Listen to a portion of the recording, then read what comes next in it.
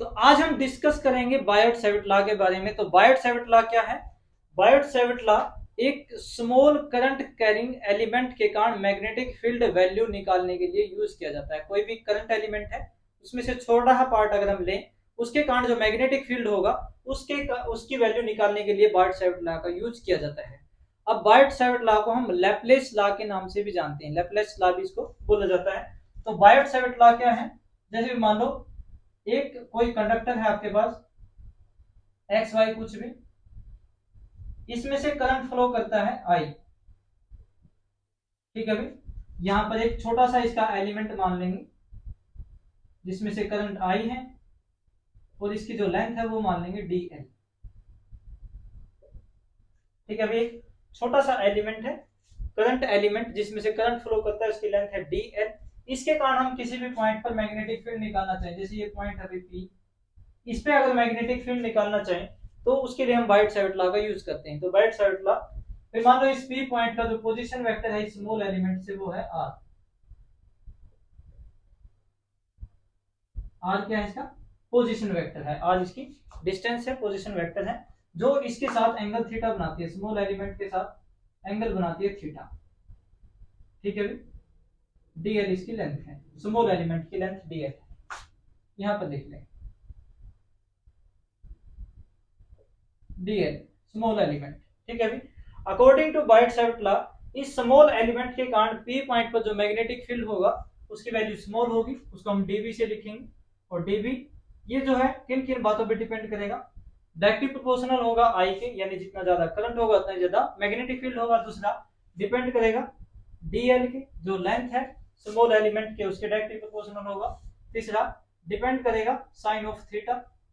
ठीक है भाई, जो पोजीशन वेक्टर डीएल एलिमेंट के साथ एंगल बनाता है उसकी साइन वैल्यू के डायरेक्टली प्रोपोर्शनल होगा। And inversely proportional to the R square, यानी जो डिस्टेंस है इस डीएल एलिमेंट और पी पॉइंट के बीच में, उसके स्क्वायर के इनवर्सली प्रोपोर्शनल होगा। ये चारों इक्वेशन जो है ये बायोट-सैवर्ट लॉ कहता है भाई, जो मैग्नेटिक फील्ड होगा स्मॉल वैल्यू डायरेक्टली प्रोपोर्शनल होगी करंट के, डायरेक्टली प्रोपोर्शनल होगी लेंथ ऑफ स्मॉल एलिमेंट के, डायरेक्टली प्रोपोर्शनल होगी sine value of angle between position vector and DL, और फोर्थ जो है वो इनवर्सली प्रोपोर्शनल होगी square of distance between small element and point P.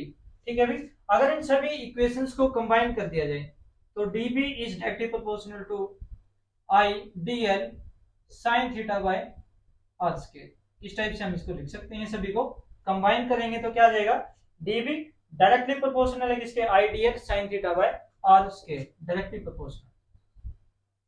ठीक है भाई, अब डायरेक्टली प्रोपोर्शनल की जगह हमेशा कांस्टेंट यूज होता है, तो dB इज इक्वल टू क्या आ जाएगा? कांस्टेंट के I dl sin theta by r square.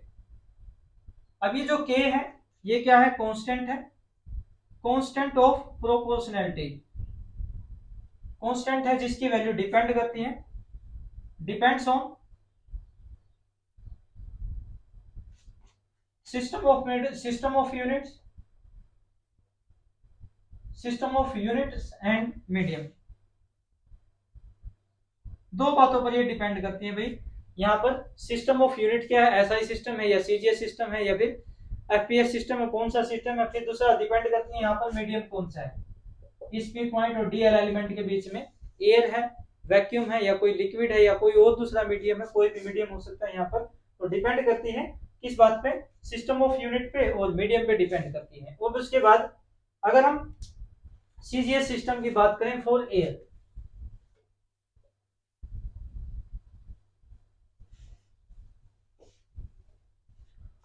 Air, हम मीडियम लेते हैं यहाँ पर एयर या वैक्यूम। एयर या वैक्यूम की बात करें तो पहला सीजीएस सिस्टम में के की वैल्यू होती है 1, तो उस केस में मैग्नेटिक फील्ड क्या हो जाएगा? dB इज इक्वल टू, यहाँ पर वैल्यू 1 पुट करेंगे तो क्या आ जाएगा? I dl sin theta by r square. ठीक है भाई, उसके बाद अगर हम एसआई सिस्टम की बात करें तो एसआई सिस्टम में k की वैल्यू होती है म्यू नॉट अपॉन 4 पाई। ठीक है भाई, म्यू नॉट अपॉन 4 पाई। अब यहाँ पर जो म्यू नॉट है वो क्या होता है भाई? म्यू नोट होता है एब्सोल्यूट परमिएबिलिटी, एब्सोल्यूट परमिएबिलिटी, इसको बोलते हैं एब्सोल्यूट परमिएबिलिटी, यानी जो भी कोई मीडियम है वो कितना आप उसको परमिशन देता है मैग्नेटिक फोर्स लगाने के लिए, या मैग्नेटिक फील्ड में मैग्नेटिक फील्ड लाइंस कितना परमिशन उसको देती हैं, एब्सोल्यूट परमिटिविटी। तो इस वैल्यू को अगर यहाँ पर पुट किया जाए तो dB इज इक्वल टू, यहाँ पर पुट करेंगे k की वैल्यू तो क्या आ जाएगा, mu naught upon 4 pi I dl sin theta by r square. अगर म्यू नोट की हम वैल्यू निकालना चाहें तो म्यू नोट की वैल्यू होती है, इसकी वैल्यू भी लिखते हैं भाई 4 पाई इंटू 10⁻⁻⁷, ठीक है। वो यूनिट इसकी हम यहाँ से निकाल लेंगे, वेबर पर एम्पियर पर मीटर होगी, वेबर पर एम्पियर पर मीटर, ठीक है भाई। तो यहाँ पर dB फॉर एसआई सिस्टम के लिए क्या आ जाएगा, एयर के केस में, वैक्यूम के केस में dB की वैल्यू क्या आ जाएगी, mu note upon 4 pi ideal sine theta by r square, ठीक है भाई। तो ये था एक्सप्रेशन फॉर बायोट-सैवर्ट लॉ। अब इसको हम वेक्टर फॉर्म में कैसे लिख सकते हैं, इसको वेक्टर फॉर्म में भी लिखा जा सकता है, यहाँ पर वेक्टर फॉर्म में लिखेंगे। वेक्टर फॉर्म में लिखने के लिए इन वेक्टर फॉर्म,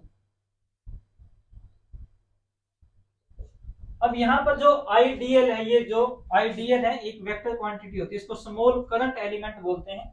अगर करंट को लेंथ के साथ अगर मल्टीप्लाई कर दिया जाए तो एक वेक्टर क्वांटिटी बन जाती है। एक स्मॉल एलिमेंट होता है, उसमें डायरेक्शन जो होगी करंट की डायरेक्शन, वो वेक्टर क्वांटिटी बन जाएगी, दोनों वेक्टर मिलकर वेक्टर बन जाएंगे।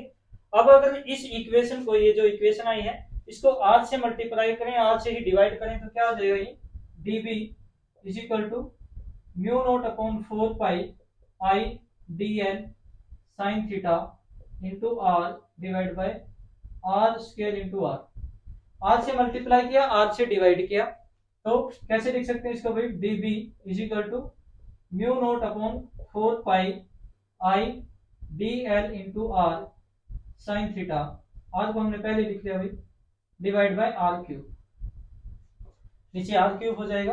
अब इसको एक क्वांटिटी मान लें, r को दूसरी मान लें, तो a b sin थीटा किसके बराबर होता है, a क्रॉस b के बराबर होता है। तो इसको हम कैसे लिख सकते हैं वेक्टर फॉर्म में, dB vector is equal to mu note upon 4 pi IDL एक वेक्टर हो जाएगा और r दूसरा वेक्टर हो जाएगा, तो इसको लिख सकते हैं I D L cross r by r cube, ये इसकी वेक्टर फॉर्म आ जाएगी, ठीक है। बायोट-सैवर्ट लॉ की वेक्टर फॉर्म आ जाएगी, mu note upon 4 pi I D L cross r by r cube vector form में। अब जो dB है इसकी डायरेक्शन क्या होगी, इन दोनों का जो प्लेन होगा उसके परपेंडिकुलर होगी dB की वैल्यू, जैसे कि हम पहले पढ़ चुके हैं, राइट हैंड रूल के अकॉर्डिंग हम इसकी वैल्यू निकाल सकते हैं। तो राइट हैंड रूल क्या कहता है भाई, जो आइडियल और r प्लेन बनाएंगे उन दोनों के परपेंडिकुलर डायरेक्शन होगी किसकी, dB की डायरेक्शन होगी, ठीक है भाई। तो ये था बायोट-सैवर्ट लॉ के बारे में। अब इसकी कुछ जो है वो प्रॉपर्टीज हैं, कुछ लिमिटेशंस हैं, वो पढ़ेंगे हम इसके बारे में। तो पहली प्रॉपर्टी या लिमिटेशन क्या है, पहली बात तो ये स्मॉल एलिमेंट के लिए ही यूज किया जाता है, बायोट-सैवर्ट लॉ का जो यूज किया जाता है वो स्मॉल एलिमेंट के लिए ही यूज किया जाता है, only valid for small element, ठीक है भाई। तो ये वैलिड किसके लिए, सिर्फ स्मॉल एलिमेंट के लिए ही वैलिड रहेगा। उसके बाद दूसरा, ये एक्सपेरिमेंटली इसको प्रूफ करना मुश्किल है, क्योंकि जो स्मॉल करंट एलिमेंट है एक्सपेरिमेंटली इसको हम प्रूफ नहीं कर सकते, क्योंकि स्मॉल करंट एलिमेंट जो है वो पॉसिबल नहीं होता हमारे लिए, जिसमें से हम उसको मतलब स्मॉल करंट एलिमेंट को ले सकें, इसलिए इसको एक्सपेरिमेंटली प्रूफ नहीं किया जा सकता। ये कूलम्ब्स लॉ के एनालोगस है, कूलम्ब्स लॉ के सिमिलर है, ठीक है भाई। फोर्थ पॉइंट, अगर यहाँ पर थीटा की वैल्यू 0 डिग्री हो, थीटा की वैल्यू यहाँ पर अगर हम 0 पुट करें, आइडियल साइन थीटा की वैल्यू 0 पुट करेंगे तो dB की वैल्यू क्या हो जाएगी, मैग्नेटिक फील्ड 0 हो जाएगा, यानी करंट की डायरेक्शन में अगर हम मैग्नेटिक फील्ड निकालेंगे तो वहां पर मैग्नेटिक फील्ड की वैल्यू क्या होगी, 0 होगी।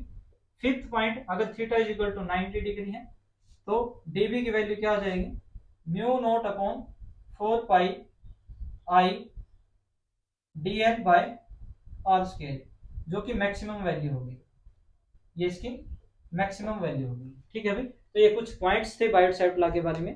भाई यहाँ पर ये स्मॉल एलिमेंट के लिए ही वैलिड होता है, क्योंकि छोटा जो एलिमेंट है करंट एलिमेंट वो बना पाना रख पाना वो पॉसिबल नहीं होता एक्सपेरिमेंटली। ये कूलम्स लॉ के सिमिलर होता है, अगर थीटा की वैल्यू 0 हो तो वहां पर करंट की मैग्नेटिक फील्ड की वैल्यू 0 हो जाती है, थीटा नेगेटिव है तो उसकी value IDL by mu naught upon 4 pi IDL by R square हो जाती है, जो कि एक मैक्सिमम वैल्यू होती है। ठीक है भाई, तो ये था बायोट सावर्ट लॉ के बारे में। अभी के लिए इतना ही, धन्यवाद।